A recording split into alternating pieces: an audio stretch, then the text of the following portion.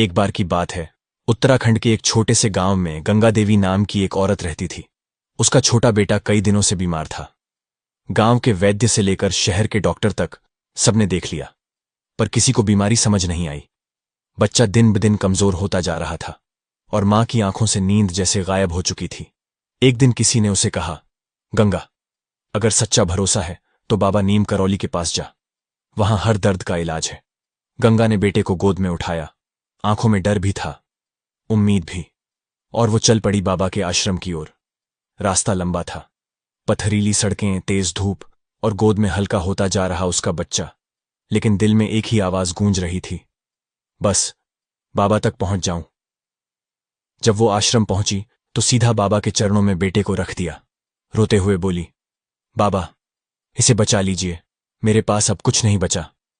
बाबा कुछ देर तक शांत रहे, फिर मुस्कुराए और बोले, लाला, जा, भंडारे में सेवा कर, तेरे बेटे की तबीयत वहीं ठीक हो जाएगी। गंगा देवी को कुछ समझ नहीं आया, पर उसने बिना सवाल किए बाबा की बात मान ली। वो भंडारे में रोटियां बेलने लगी। हर बेल में, हर सांस में बस एक ही नाम, जय बाबा नीम करौली। उसी वक्त उसका बेटा जो पेड़ के नीचे लेटा था, धीरे धीरे करवट लेने लगा। फिर उठकर बैठ गया और कुछ पल बाद दौड़ता हुआ मां के पास आया। मां, मुझे भूख लगी है। पूरा आश्रम देखता रह गया।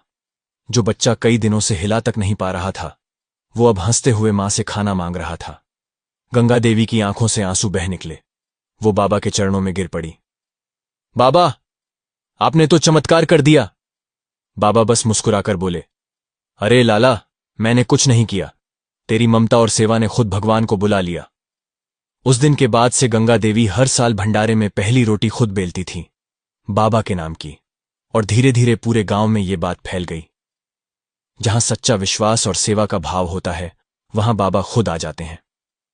अगर तुम्हारे दिल में भी बाबा के लिए सच्चा भरोसा है तो कमेंट में जरूर लिखो, जय बाबा नीम करौली। और वीडियो को लाइक, शेयर और फॉलो करना मत भूलना, क्योंकि अगली कहानी में मैं बताने वाला हूं कैसे बाबा ने बिना बोले एक साधु को उसकी आने वाली मौत से पहले जगा दिया।